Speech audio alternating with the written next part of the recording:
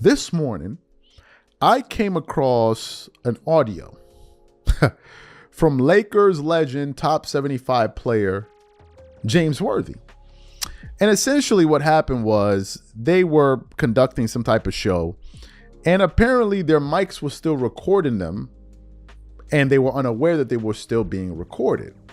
And James Worthy was talking to one of his colleagues during the soundbite, where he was just basically saying that, you know, hiring JJ Redick is just another hire, and the entire Bronny James situation is going to be another circus. And he said something to the effect of, "I'm just going to go out here and say he's the greatest college player that we've ever seen." And I was like, and people were like, "Damn, James Worthy out here dropping truth bombs." So for those of you who didn't hear what James Worthy had to say, I want to play exactly what he had to say now on JJ Redick and Bronny James, and then we're going to come back and react to his comments. Take a listen to what he had to say here.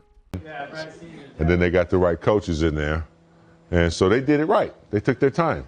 They waited while we were trading Ingram, Randall. Yeah, totally. We fucking trading everything. A Pope, gone. Firing everybody. The brother up in Sacramento, Malik.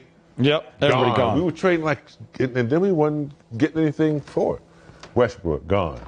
Everybody. You know? So that the ink will. Luke, gone. Frank, gone. The ink will lead back to the problem, which is in that infrastructure. It's kind of crazy when you think about it.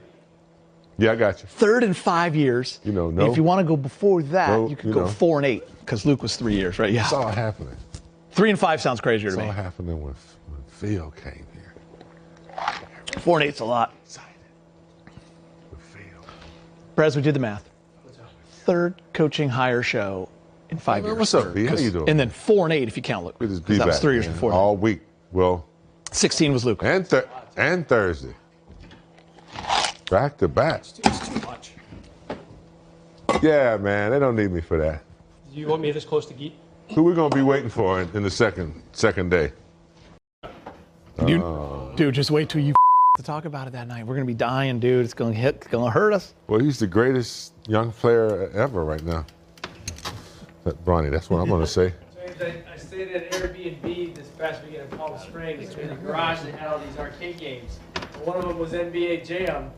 They had me on The there? Lakers, that was you and Man, I'm walking through the airports, man. I've had an 8-year-old, a 14-year-old, a 44-year-old say, "Man, I'm playing you on game, man. No You way. killing it, man. No way. We play you all the time, man." So you heard what James Worthy had to say there. And a lot of people were basically concurring with him, like, man, he dropping truth bombs and blah, blah, blah, blah, blah. People were kind of going along with what he had to say there. What are my thoughts on what he had to say? I think James Worthy is saying what most people are thinking. I think he's also saying something that traditional Laker fans are thinking. Look, there's a large contingency of Laker fans that are unhappy with the state of affairs of their team. I mean, it's just the bloody truth. There are a lot of Laker fans that are just not happy with the direction that the team has been going in over the last 6 to 7 years. They're just not happy. You know, they don't like the fact that there's no stability at the top. It seems to be that there's no real leadership. It seems to be an organization that's rudderless. We don't know who's leading the way. And you can tell that by the number of coaches that their coaching turnover rate. It's way too high. If you're working for a company and they're firing a CEO every 2 years, you'd be like, man, are we sure this is the place we want to work at? And the board is always firing every 2.5 years. Wouldn't you be asking questions like, bro, what's going on here? Is this the company we want to work for? You know, there are a lot of question marks surrounding the Lakers right now, especially from a managerial perspective. And the sad part about this is no one discusses this enough. I think this is something that lies at the root of the issue.